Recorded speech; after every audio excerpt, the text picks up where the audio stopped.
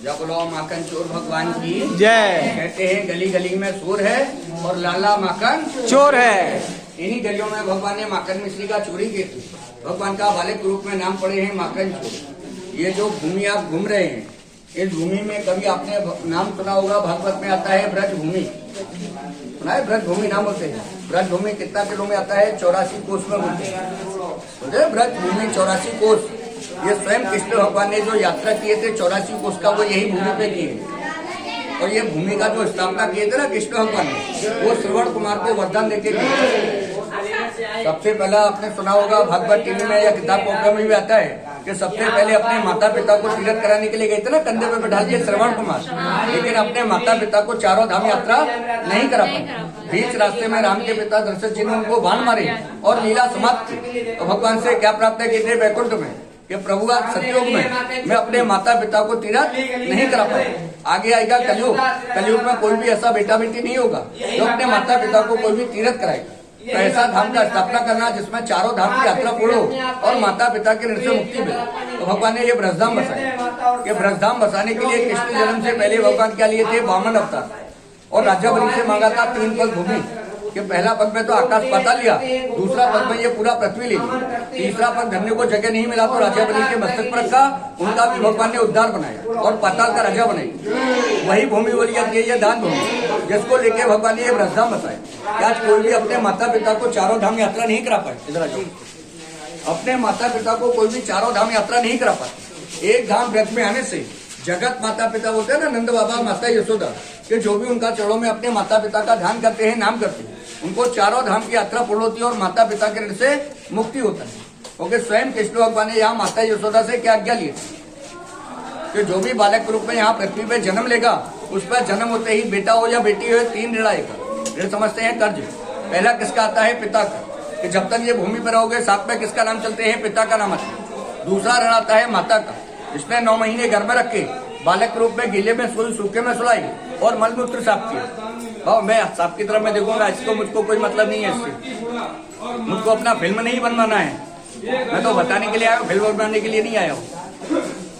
तो सबसे पहला ऋण किसका आता है? पिता का, कि जब तक ये भूमि पर रहोगे साथ में हर मनुष्य के ऊपर में पिता का ऋण चलता है, जो पिता का नाम आते हैं। दूसरा आता है माता का, जिसने 9 महीने घर में रखे, बालक रूप में गीले में सोई, सूखे में सुलाया और मलमूत्र साफ किया।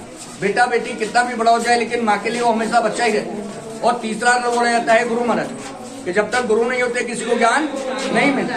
तो भगवान भी माता यशोदा से आज्ञा लिया कि मेरा भी एक जन्म बालक रूप में हुआ, क्योंकि संसार मुझको किसके नाम से आने का? मेरे पिता के नाम। तो आज भी भगवान के साथ में हजारों साल हो गए, लेकिन नाम किसका आता है? वासुदेव जी। बोलते ना ओम नमो भगवते वासुदेव। तो मेरे ऊपर में भी पिता का ऋण। दूसरा, मेरे ऊपर में 2 माता है, एक ने मुझे जन्म दिया और दूसरे ने पाल पोस के बड़ा किया। और तीसरा, सर्व ज्ञान होने के बाद भगवान हूँ, सर्व ज्ञान है, लेकिन मुझको भी एक मनुष्य के रूप में क्या बनाने पड़े थे? गुरु। क्योंकि बालक रूप में मुझको भी दीक्षा लेना पड़ा और गुरु बनाए। तो मैं भी अगर तीनों ऋणों से मुक्त नहीं हो पाया तो मुझको क्या भोगना पड़ता है? 84 लाख जन्म। इसमें आता है ना कीड़ा मकोड़ा चींटी चीटा सभी जन्म में लगा। मैं ये जन्म नहीं भोगूं और अपने माता पिता के ऋण से मुक्ति लूं। तो ये ब्रज भूमि भगवान अपने माता के ऋण से मुक्ति पाई।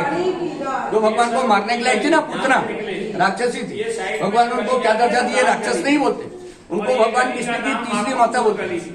पहली माता बनी है यशोदा, वो देव की, जिन्होंने जन्म दिया। दूसरी माता बनी है यशोदा, जिन्होंने भगवान का पालन पोषण किया। और तीसरी माता बोली जाती है पुतना, जिनको भगवान ने दूध पिया और अपना माता का दर्जा दिया और माता के ऋण से मुक्ति पाई। दूसरा धाम कभी आपने सुना हो? जगन्नाथपुरी, उड़ीसा में आता है। पुरी धाम बोलते हैं, किसके नाम से बोला जाता है? गुरु के नाम से। भगवान के मित्र थे ना सुदामा, भगवान से मिलने के लिए गए।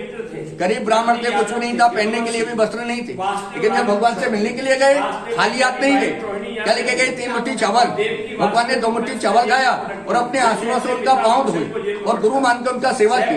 आज गुरु धाम बोला जाता है कि गुरु के ऋण से मुक्ति पाया। तीसरा धाम होते हैं बद्रीनाथ, के नर और नारायण के रूप में तपस्या किए और अपने पिता के नाम से वो धाम का स्थापना किया। और चौथा भगवान कृष्ण का धाम होते हैं द्वारका, जो द्वारका में जाके भगवान ने राज्य किया। नाम पड़े हैं ना द्वारकाधीश। ये चारों धाम भगवान ने अपने ऋण से मुक्ति पाने के लिए बनाए। लेकिन भागवत में भगवान बोल के गए थे कि कलयुग जैसे आएगा, कलयुग में 4 चीज किसी को एक साथ में नहीं मिले। जो अपने माता पिता के ऋण से मुक्त होते हैं। सबसे पहला कलयुग में क्या बोला जाता है, आज कलयुग में सबसे बड़ा है पैसा, कि हर किसी को एक जैसा पैसा नहीं होगा। दूसरा, शरीर में ताकत। आज कोई सोचा कि मेरे पास में पैसा नहीं है, मैं अपने माता पिता को तीर्थ करा दूं, कंधे पे बिठा दूं, लेकिन आज किसी का शरीर नहीं चल पाते जो माता पिता को ले जाके चले। तीसरा बोला जाता है भगवान का कृपा, कि जब तक भगवान की कृपा नहीं होती कोई भी तीर्थ धाम पूर्ण नहीं होता। कितना भी पैसे वाला हो सोचता रहेगा, लेकिन भगवान कृपा नहीं करेंगे तो तीर्थ नहीं कर पाएंगे। और चौथे बोले जाते हैं माता और पिता, कि आज कलयुग में किसी की माता है तो पिता नहीं, और पिता है तो माता नहीं। लेकिन भागवत में बोला था कि जो भी मेरे माता पिता के चरणों में आएगा, और जैसे मैंने अपने माता पिता के ऋण से मुक्ति पाया, भगवान के मेरे माता पिता के चरणों में जो नाम करेगा उनको चारों धाम यात्रा करने का फल मिले और माता पिता के ऋण से मुक्ति मिले। तो हर जगह भगवान के दर्शन मिलते हैं आपको, कहते हैं ना राधा कृष्ण सीताराम जी का दर्शन है, लेकिन यहाँ भगवान का दर्शन नहीं है। यहाँ किसका दर्शन बोला जाता है, माता और पिता। जो जगत माता पिता बोलते हैं ना, नंद बाबा माता यशोदा, कि आदमी जो संसार आता है उन्हीं का दर्शन करता है, क्योंकि भगवान ने स्वयं अपने माता पिता के ऋण से मुक्ति पाया, तो ये माता पिता के ऋण से मुक्ति पाने का भूमि बोले।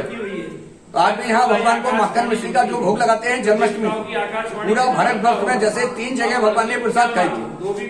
पहला कभी आपने सुना हो जगन्नाथपुरी, आज भी कभी जाओगे जगन्नाथपुरी में 56 भोग ले जाना, 56 भोग नहीं लगेगा। वहाँ क्या लगाया जाता है, चावल का भोग आता है, क्योंकि आज भी गुरु के हाथ से चावल खाया तो गुरु के नाम से चावल ही भोग लगता है। दूसरा आता है बद्री नारायण, बद्रीनाथ में भगवान को चना की दाल होती है, चना की दाल का प्रसाद लगाया। यहाँ ब्रज में आप घूमने के लिए आए, ब्रज में भगवान ने क्या खाया, बालक के रूप में माखन और मिश्री, तो यहाँ भगवान को माता पिता परिवार के नाम से माखन और मिश्री का भोग। और शिला में नाम आता कि जब तक ये भगवान का भूमि रहेगा, माता पिता परिवार का नाम आजीवन ये भूमि में चलता रहेगा। जैसे 5000 साल हो गए भगवान का नाम चलते हुए, जो भी यहाँ भगवान का चरणों में भोग लगाते हैं, माता पिता का नाम करते हैं, उनके नाम से 4 धर्मादा चलते हैं। पहला धर्मादा आता है गौ सेवा, कि गायों के लिए चारा पड़ता है तो आजीवन गौ सेवा चलती है माता पिता परिवार के नाम से। दूसरा मीराबाई भजरस, जो हरे कृष्ण हरे राम भजन करते हैं, कि जिसके नाम से हमने खाते हैं उन्हीं के नाम से भगवान का भजन करते हैं। तीसरा साधु सेवा, और चौथा भगवान का जन्माष्टमी जो आते हैं, हर जन्माष्टमी को भगवान को माता पिता परिवार को ध्यान करके माखन और मिश्री का भोग। आप हर साल आओगे नहीं, और हर साल यहाँ से कोई लेने के लिए जाएगा नहीं। एक बार भगवान का भोग लगता है, आजीवन नाम चलते रहते और शिला में नाम बन जाते। 3 प्रकार का जैसे शरीर पर रह रहे, ऐसे ही 3 जगह भोग लगते हैं, जगन्नाथपुरी, बद्रीनाथ और ये बृहस्पति, और 3 प्रकार के भोग लगाए जाते हैं, बाल भोग, मंगल भोग और राज भोग। बाल भोग है पिताजी के नाम से, मंगल भोग है माता पिता दोनों के नाम, और राज भोग है पूरे परिवार के नाम। यहाँ भगवान का जो भोग लगाते हैं 3 वस्तु घर ले जाने को मिलती है। पहला तो भगवान का माखन मिश्री 56 भोग का प्रसाद, जो झोली भर के लिया जाता है। यहाँ झोली भरते हैं, घर में बालक के रूप में लड्डू गोपाल जी